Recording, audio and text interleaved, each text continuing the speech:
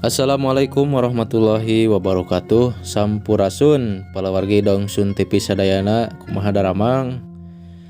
Mudah-mudahan orang sadayana aya dina panangtayungan Allah Subhanahu wa taala. Sareng deui digampilkeun milik rezekina, ditebihkeun tina mara bahaya ya. Wilujeng patepang deui sareng sim kuring sapertos biasa dina waktos ayeuna sim kuring bade ngadongeng ya. Aya hiji carios anu judulna Ijen. Nah, carpon karya Tatang Sumarsono. Ieu carios teh paratos dimuat dina majalah Mangle edisi terbaru. Hayu urang lajengkeun wae kana dongengna nya. Sok wilujeng lalason, wilujeng ngadangukeun, siapkeun cikopina, siapkeun leuteunana. Wilujeng ngadangukeun aya nu judulna Ijen.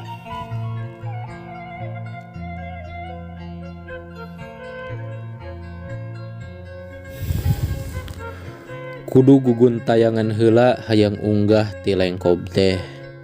Ngembing akar bari angsrod-angsrodan. Sakapeung mah sordot deui ka handap da pangembinganana lesot. Taneuh beueus bari uduh atuh puguh we dina sakali nincak make tanaga teh terus ngadeleuwo. Untung henteu menti gurawil oge. Kaduhung kudu milu ngasruk ceuk dina jero hate.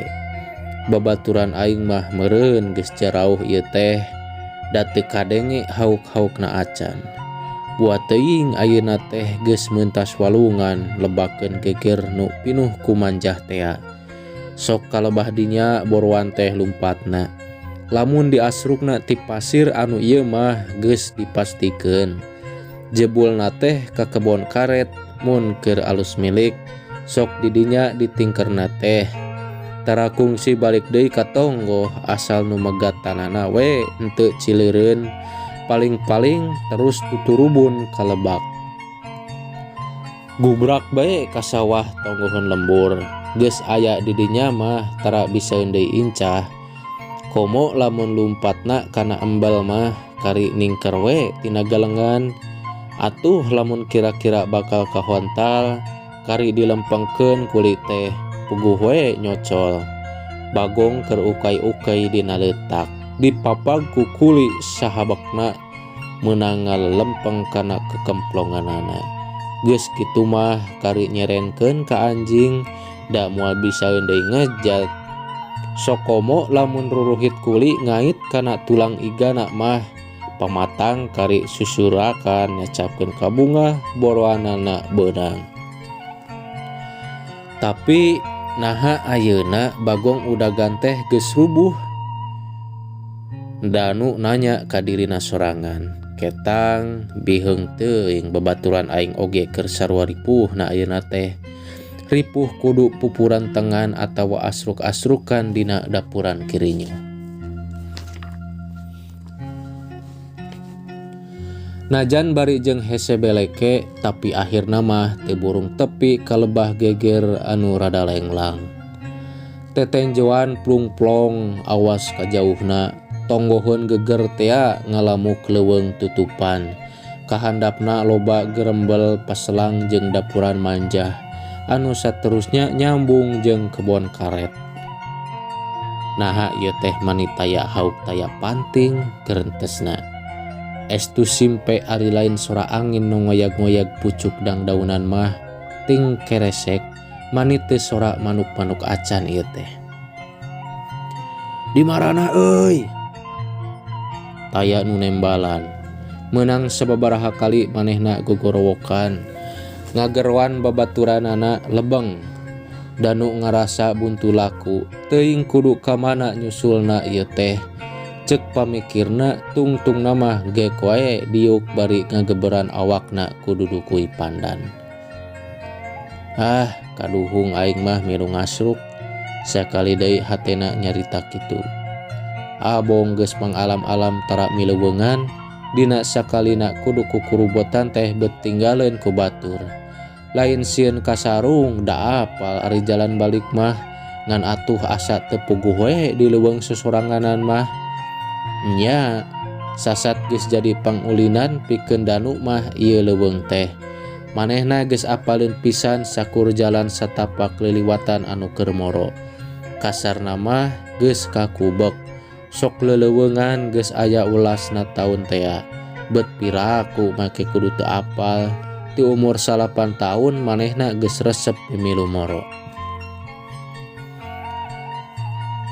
Pleng tekung Sri asruk-asrukan kaleuweung. Ari sababna Danu lunta ninggalkeun lemburna. Kawas anu ngabuang maneh aya kana 5 tauna teu embol-embol. Danu anclang-anclangan di kota neangan pangupa jiwa ukur ngandelkeun tanaga jeung kawani.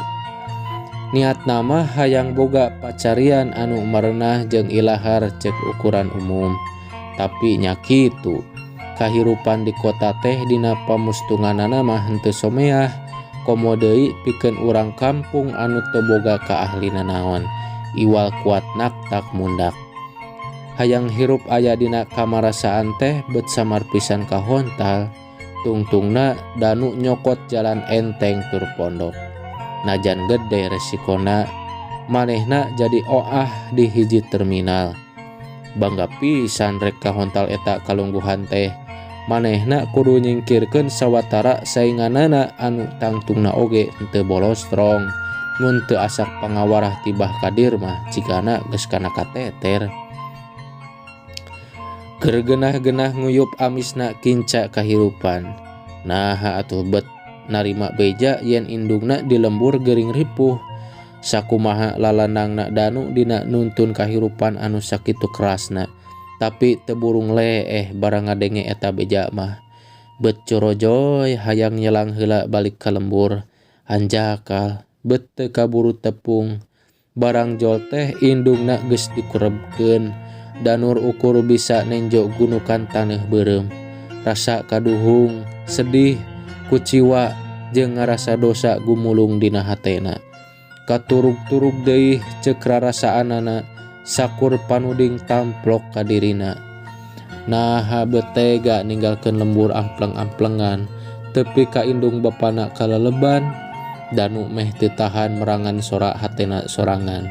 Ngan untung we kaburu kageuing ku bapana anu ayeuna mah geus jadi aki-aki cetek kuis sarta batukna kerep. Tong make hayang indit deui ujang. Saha atuh anu rek maturan abah lamun maneh lunta di ti lembur mah. Komo lamun inditna jauh tur bakal amplengan-amplengan carati heula mah. Leuheung basa lamun babari teangan jeung disusulanana.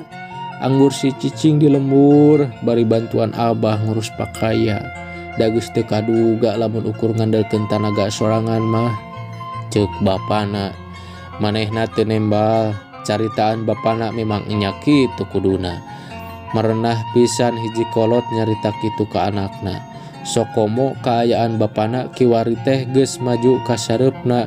Tur anakna teh ngan manehna hiji-hijina. Ari dulurna mah saenyana loba ngan geus narungtutan muguran ti heula. Nya kaharti ceuk sora dina hatena. Ngan nya eta atuh lain teu nyaah ka kolot aing teh. Pangna bareto lunta ninggalkeun lembur oge da aya pasalna. Aing rek micen wiwirang sugan we bisa lipur turung manggih katentreman mun jauh ti lembur mah. Tapi nyatana eta udagan can kungsi kasungsi. Memang enya moal dileleungit aing bisa nguyup maduna hirup. Dahar pake teu hese ladang tina nandonkeun kawani jeung tanaga teh. Tapi lamun dipikir leuwih teleb mah eta teh ukur kalangkang anu ririakan. Anu geus karasa ngahirupan diri aing sakujur teh saestuna mah lain nu dipiangeun ti anggalna. Buktina wae hasil tina boborot anu sakapeung mah nandonkeun jiwa teh henteu karasa ngahuripkeun. Ayeuna parang balik ka lembur naha aing bisa mawa pakaya hasil tina nyangsakeun bebeunangan sapopoe. Tetela henteu. Meureun mana kitu oge eta teh lain milik anu matak maslahat. Tong waka keur di akhirat, di dunia oge teu cumpon. Lamun dipikir kalawan gemet jigana aing bakal bisa hirup merenah saupama matuh deui di lembur. Nya jigana kudu kitu. Tapi jol deui geureunteu sejen dina hatena. Nah aing bakal sanggup nyieuhkeun syukur reged ka marudah jeung ka era anu timbulna alatan polah aing sorangan keneh bareto. Apanan pangna luas init oge pikeun nyingkahan hal eta. Ari ayeuna ceuk sasatna rek disampirkeun deui. Danu lila pisan nimbang-nimbang enggoning rek nyokot hiji putusan. Lamun teu mah aya anu bisa ngadengekeun rosa pisan padung dengan dina batinna teh. Lamun teu kagaruwahkeun ku sora batuk bapana mah jigana manehna bakal anteng pisan nataran paguneman hatena.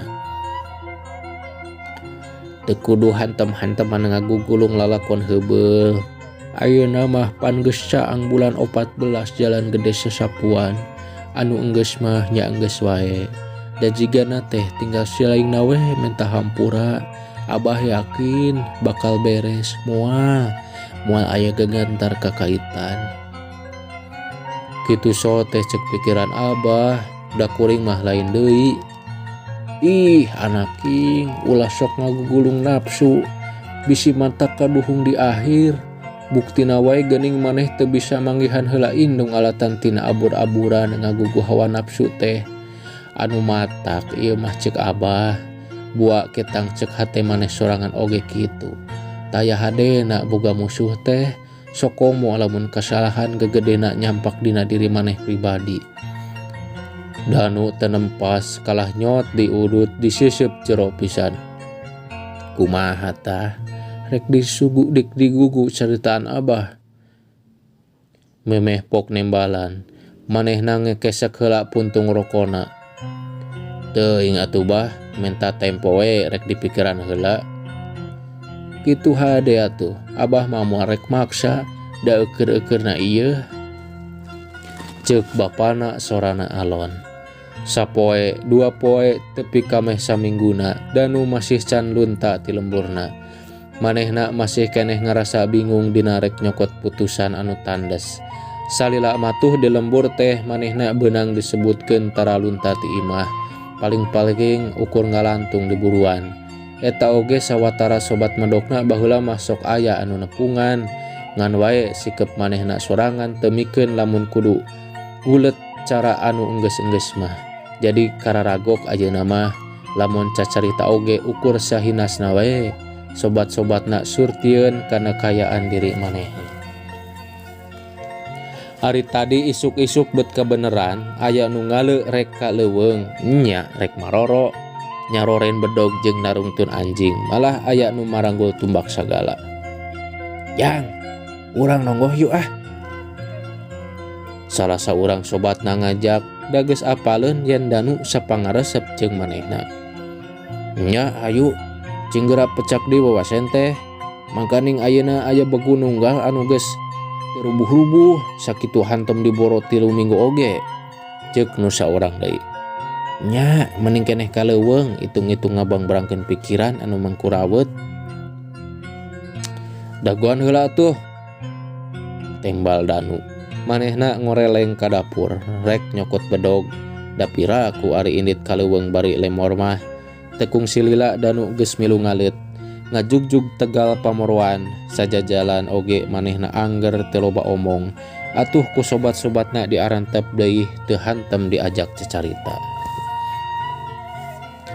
Bubuhan geus langka teh atuh dibere tanjakan haur museur teh manehna geus ngahegak. Manehna mimiti tinggaleun lengkah ku babaturanana. Komo barang anjing geus mimiti manting mah anu sejenting serebet lalumpatan. Tenolih tincakeun anu geus mimiti rumpil. Danu oge maksakeun lumpat tapi meus-meusreug da geus mimiti beakeun tanaga. Pamustunganana di lebah lengkob manehna tinggaleun tea. Anu sejen mah teu geus kamarana sedeng manehna ukay-ukay keneh dina bibir cungkrang. Di marana euy. Ngagorowok sakali deui angger taya sora anu nembalan. Mending terus mudun we.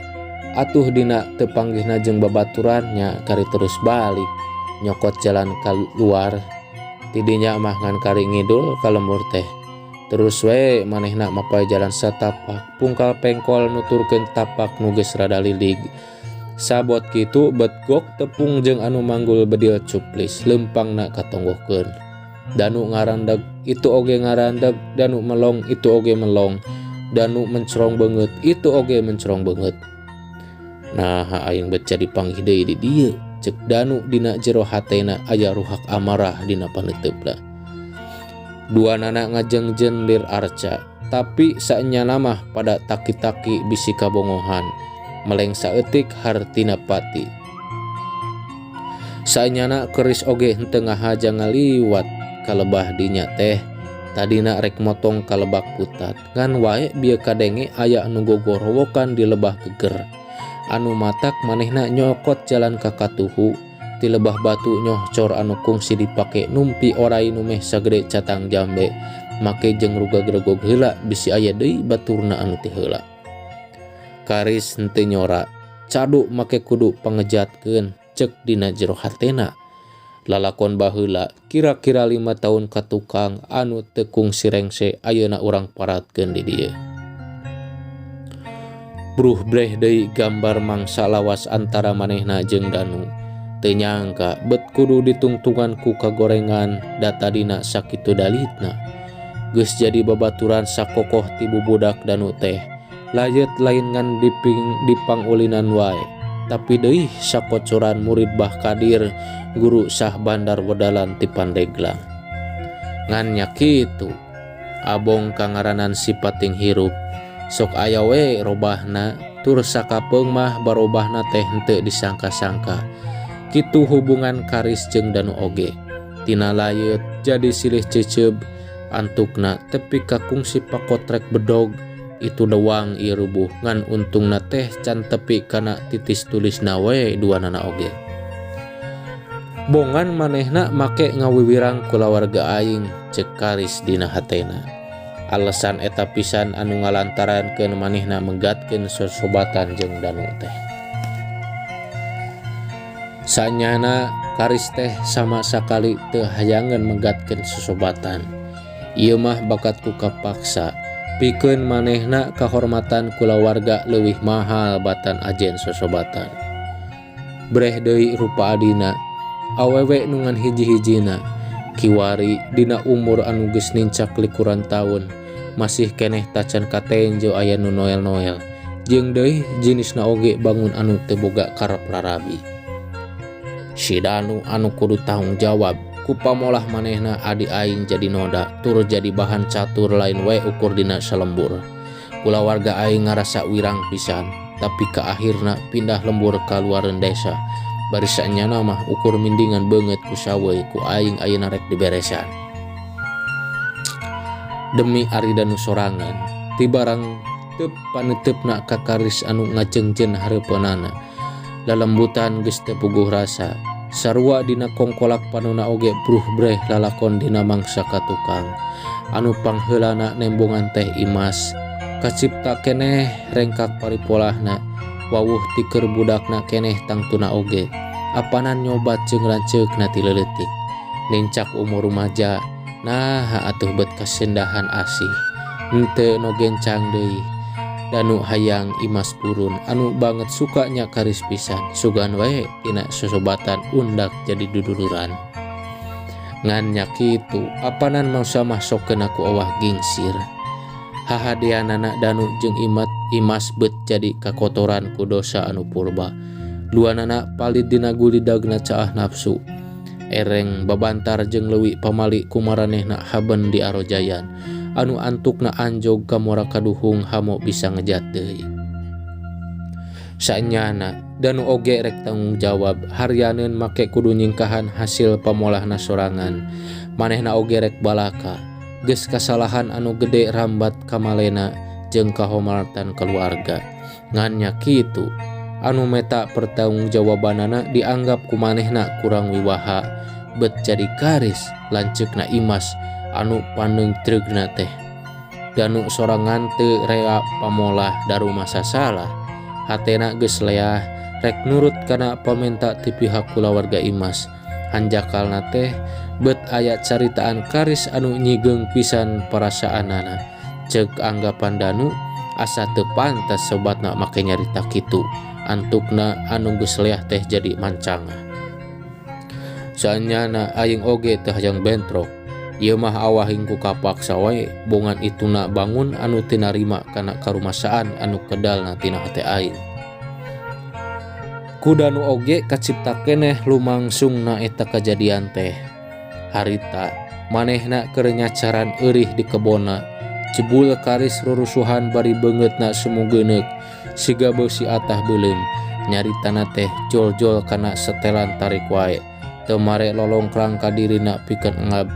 Mimitina Danu cicing keneh tapi lila-lila mah amarahna bijil, nyader wae tarung di sisi saung. Duanana oge sabanding jeung sapangabisa bubuhan kokocoranana sarua. Depek jeung weweg kuda-kudana rikat ngulingkeun bedogna tungtungna rubuh duanana. Eta teh kajadian 5 tahun katukang.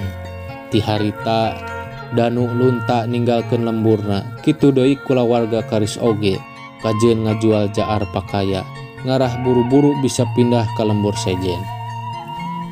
Wirang temen sabab Imas geus rek mimiti mendayang, bari jeung anu boga dosana teuing aya di mana. Tacan cager pisan raheut tina awakna oge, basa Danu merenyeng indit teh. Ngalemet wae teu loba carita, nyaho-nyaho teh basa rek diriungkeun Danu geus teu nyampak di lembur. Indung bapana oge ngan ukur bisa ngabige, basa ditanya ku kolot di lembur teh. Duka teu terang, da initna oge teu beja-beja acan, ceuk bapana. Sarerea sapuk peun wae riributan teh tepi kadinya, teu kudu ka pepanjangan unggah balewatangan. Barabe ku anggai-anggayanana cenah bari jeung cantang tu caina herang laukna beunang, kitu dina emprona mah. Tapi naha dina batin masing-masing pihak masih keneh aya anu ngemu kakeheul. Wallahu alam. Najan geus lunta jauh, tapi Danu masih rajin menang beja ngeunaan kayaan di lemburna. Soal kulawarga karis geus pindah, eta oge tepi ka manehna. Kira-kira 2 tahun ti harita jol deui kabar anu ngalantarankeun manehna ngajenghok pisan. Saenggeus dibawa pindah, imah terus kaluron, brek keuring ripuh aja bulana. Barang geus cager deui ingetanana kungsi ngalaman teu jejeg, remen hulang-hulang tara beunang ditanya, ceuk anu mawa beja teh. Danu ngahulang geus tangtu manehna sorangan anu bakal jadi panemblehanana. Eta oge sok curojoy aya niat hayang nepungan, rek ngacapkeun tanggung jawab, hanjakal niat anu eta teh sok kalindih deui ku sorak hatena anu sejen. Tungtungna niat mulang ka lembur pikeun nepungan Imas teh ukur samet angan-angan. Lamun aing mulang ka lembur, nah Imas masih keneh daekeun nerima diri aing sakujur. Kumaha deui sikep anu baris ditembongkeun ku kulawargana, pangpangna karis. Jigana manehna masih keneh ngunek-ngunek, da buktina aing sorangan oge masih keneh nendeun kakeheul. Jigana ari nepungan mah arek eta oge, ngan teuing iraha waktuna, keun we sugan caga, sugan parang aya keneh umur. Tapi barang ngadenge indungna gering ripuh mah Danu maksakeun mulang ka lembur. Danu jeung karis masih keneh nangtung pahareup-hareup. Kitulah anggangna teh paling oge ukur 12 meter, aneh. Sakecap oge taya anu kedal tina bibir maranehna. Jigana teh cukup diwakilan ku surot panon sewang-sewangan, ceuk pangrasana kaayaan di sakurilingna jadi ngadadak simpe pisan. Meureun bakat ku anteng-antengna muserkeun perhatian. Kurobas, kubrag. Danu rada ngarenjag. Karis nya kitu keneh. Bagong gede naker geus cumagug hareupeunana. Awakna gagadungan, rupana geus semu hawuk. Sihungna anu geus nyangkelik kadenge cutrak setrek, bari sungutna ngabudah, igana geus dewang tapak pakarang. Teuing saha wae anu kasimana, da meunang 2 kicepan mah taya anu gerak. Kitu deui eta Bagong oge bangun anu reuwaseun. Dumeh waktu ngagubrag kanu rada lingih bet aya 2 jalma keur nangtung pahareup-hareup, jeung kabeneranana teh Jumagungna mani pas di tengah-tengah. Karis anu pangheulana ngabijilkeun hojan teh manehna rikat megaskeun bedil ceplisna. Beledag pelorna mancawura haseup ngebul tina kucubung bedilna. Lain oge paninggaran lamun tepi kaluput mah komo deui anggangna ukur genep 7 meteran. Tapi lain oge bagong kahot lamun tepi karubuh ku sakali ngebedil mah. Apan geus bukti cenah sakitu geus diambrog oge tidaikeun wae paeh. Kalah anu morona eleh wowotan bari jeung teuing geus sabaraha hiji anjing anu bangkar. Bagong teh rikat malik ka lebah Karis durug-dug narajang ngudag haseup bedil anu masih ngelun. Karis ngagiwar habek bedilna dibabukeun satakerna kana tonggong Bagong. Tapi batan ngudupruk kalah terus ngebanting meneran pisan kana lebah pingping Karis. Brah doang ku sihung bedilna leswat Karis teh jengkang. Tu dibere minge nenjo musuhna eleh papan, Bagong terus nguwak ngawik. Karis teu dibere kesempatan nangtung heula. Manehna ukur bisa ngagorentel ka kenca jeung ka katuhu. Sok beakeun ku siakeun ku aing disaksian ti dieu, omong Danu dina jero hatena. Manehna ngarasa sugema nenjo jalma anu dipiceuceubna keur digalai ku sato bayangan. Tapi lain oge Karis lamun kudu eleh ku sageprakan mah. Najan geus sababaraha liang kulitna soeh ku sihung. Tapi manehna masih keneh mampu ngayonan panarajang Bagong. Getih ucat acret kana pucuk cukut jeung daun kirinyo. Genep detik 7, 8, 12 lamun teh mah make ukuran detik Karis masih tagen. Manehna ngagurinjal hudang. Tapi can oge nangtung na ajeg Bagong nubruk satakerna keris nyangir nahan ka nyeri gebru labuh nyang saya kana canir. Jiga anu rek dianggeuskeun ku eta satu teh katenjo Karis geus teu boga daya pikeun ngalawan. Sajorelat katenjo ku Danu sorot panon Karis anu geus meh teu dayaan. Ku Danu kabaca siga anu menta tulung. Teuing sora hate anu ti lebah mana anu harita dadak sakala nyeuhkeun ka ciceup. Karis anu sajero 5 tahun dianggap satru ujug-ujug robah jadi Karis anu kungsi nyobat talit jeung manehna. Detik anu jadi itunganana Danu luncat bari mesat bedog keplas mendaran pisan kana lebah walikatna. Bubuhan diheumbatkeun satakerna bedog teh mebes jero pisan. Bagong rikat malik narajang ka Danu cul wae Karis anu geus nyang saya mah. Sabab terus nyang hareupan musuh anyar. Danu masih keneh boga lolongrang pikeun masang kuda-kuda. Samemeh Bagong narajang geus teu cepet ayeuna mah gerakanana oge. Bubuhan walikatna geus tatu parna pisan. Anu kadua kalina Danu bisa ngadekeun deui bedogna meneran pisan kana pingping Bagong. Hanjakal rada nyoledat heula kana sihungna. Najan geus ditigas beungeutna angger we nyuruntul Danu mundur ukur menang 2 lengkah. Sabab kahalangan ku catang keplas deui kana igana. Tapi Bagong teu daekeun wae rubuh, malah tungtungna mah manehna jadi tikos sewad. Manehna leungit kaseimbangan dina kaayaan kitu. Bagong nubruk satakerna Danu ti jengkang cungur sakadang Bagong geus aya dina luhureun dadana. Derwe galungan bubuhan anggangna kurang ti sajengkal. Danu teu bisaeun laluasa ngahembatkeun bedogna, malah akhirna mah tepi kalesotna pisan sabab pigeulang leungeunna kajejeg ku suku hareup Bagong. Danu diluluh manehna ukur bisa metakeun 2 leungeunna pikeun nahan panarajang Bagong. Untungna teh tanaga Bagong geus sudah pisan. Sabab itu oge sarua pada ripuhna awakna geus darewang. Kitu deui Danu geus meh beakeun tanaga. Dadana karasa eungap jeung nyeri anu pohara urut ditejeh ku suku tukang Bagong anu sakitu gedena. Jaba deui getih ulaweran tina pepeuteuyanana. Barang ngagorentel ka kenca dumadakan panonna kacolok ku regang tina catang anu malang tea. Sabot Danu galungan Karis ngumpulkeun deui sesa-sesa tanagana. Najan bari jeung jumarik ceug manehna masih keneh bisaeun ngadeuketan Danu anu keur papuket. Leungeun kenca Danu dipake nyekelan gado Bagong. Sedeng leungeun katuhuna pageuh ngeupel ceulina guprak ka kenca guprak ka katuhu duanana anu regang meakeun tanaga. Karis ngarongkong bedog anu bieu lesot tina leungeun Danu. seseukeut tungtungna dilempeng kana lebah jejantung Bagong bari jeung ngagorowok. Eta bedog ditubleskeun satakeurna. Bagong rek malikkan ka Karis ngan ku Danu masih keneh dicekel pageuh bisan. Badog dicabut deui getih nyareleng tina sela-sela tulang iga. Keplas deui lebah pundukna di dinya mah terus we dicecer tepi ka ngalumbrukna Bagong teh sesegor bari sakarat kusah kose hos wae pae. Karis masih gajengjan bari nyekel bedog anu lamokot ku getih. Danu oge maksakeun nangtung saenggeus pahareup-hareup.